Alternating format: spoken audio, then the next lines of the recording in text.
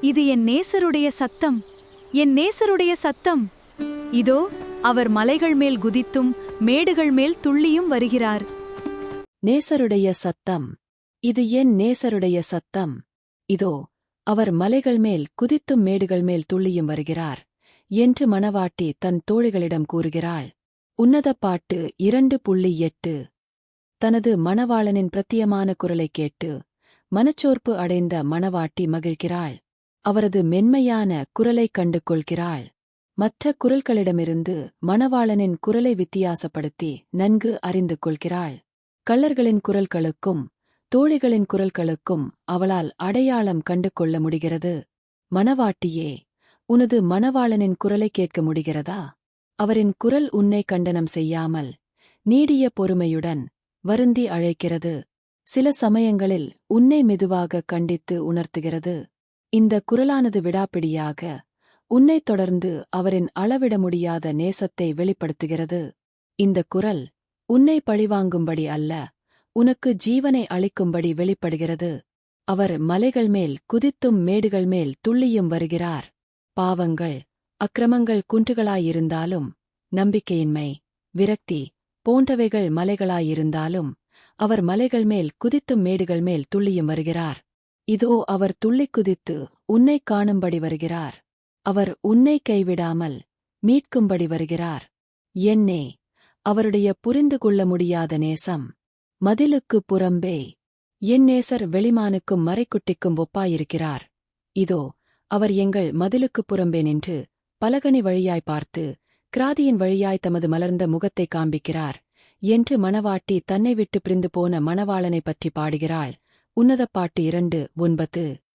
வெளிமானுக்கும் மறைக்குட்டிக்கும் ஒப்பாயிருக்கிற இயேசு கிறிஸ்து, உனது மேய்ப்பன் மிகவும் எளிமை தோற்றமுடையவராகவும் சாந்தகுணமுள்ளவராகவும் உன்மேல் பழிவாங்க வேண்டுமென்று வைராக்கிய கோபத்தில் இல்லாமல் உன்னுடைய பாவங்களையும் பின்வாங்கிப் போன நிலையையும் மன்னித்து உன்னை அரவணைக்கும்படியாக ஒரு அப்பாவிமான் குட்டியைப் போல மதிலுக்குப் புறம்பே நின்று பலகணி வழியாய் பார்த்து கிராதியின் வழியாய் தமது மலர்ந்த முகத்தைக் காண்பிக்கிறார்.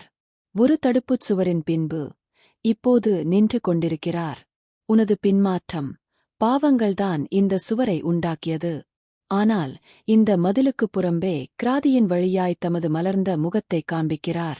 உங்களது இருளான வாழ்க்கையில் ஒரு தடுப்புச் சுவர் இருந்தாலும் ஒரு கிராதி இருக்கிறது. இதுதான் அவர் உன்மேல் வைத்திருக்கும் தொடர்பு. இந்த தொடர்பை சாத்தானால் துண்டிக்க முடியவே முடியாது. மதிலுக்குப் புறம்பே நின்று பலகணி வழியாய் பார்த்து கிராதியின் வழியாய் தமது மலர்ந்த முகத்தைக் காண்பித்து மணவாளன் மணவாளியின் காதில் மெல்லிய சத்தத்தில் அவளோடு பேச, அவள், என் நேசர் என்னோடே பேசி, என் பிரியமே, என் ரூபவதியே, எழுந்து வா என்று பாடுகிறாள். உன்னத பாட்டு 2:10. அவரது குரலைக் கேட்டு மகிழ்ந்து துள்ளிக் குதித்து தன் தோழிகளிடம், என் நேசர் என்னோடே பேசுகிறார் என்கிறாள். அவள் மாத்திரம்தான் இந்த இனிய குரலைக் கேட்கிறாள். ஆனால் அவள் தோழிகளோ இந்த குரலைக் கேட்கவில்லை. அவள் அவளின் தோழிகளை விட ஆசிர்வதிக்கப்பட்டவள். அருமையான மணவாட்டியே, மெய்யாகவே நீ அவரின் பிரியமே, அவரின் ரூபவதியே. மற்றவர்களின் கண்களில் நீ கருப்பாக காட்சியளிக்கலாம். ஆட்டுக்குட்டியானவரின் இரத்தத்தால் நீ மறுபடியும் கழுவப்பட்டு அவரின் பார்வையில் ஒரு ரூபவதியே. அழகி போட்டியில் போட்டியிடும் பெண்களின் நடுவர்கள் வெளித்தோற்றத்தை கணித்துத்தான் தீர்ப்பு அளிக்கிறார்கள். ஆனால் இயேசுவோ உங்களது உள்ளான மனிதனின் உருவத்தைக் காண்கிறார். தேவன் தெரிந்து கொண்டவர்கள் மேல் குற்றஞ்சாட்டுகிறவன் யார்? தேவனே அவர்களை நீதிமான்களாக்குகிறவர்.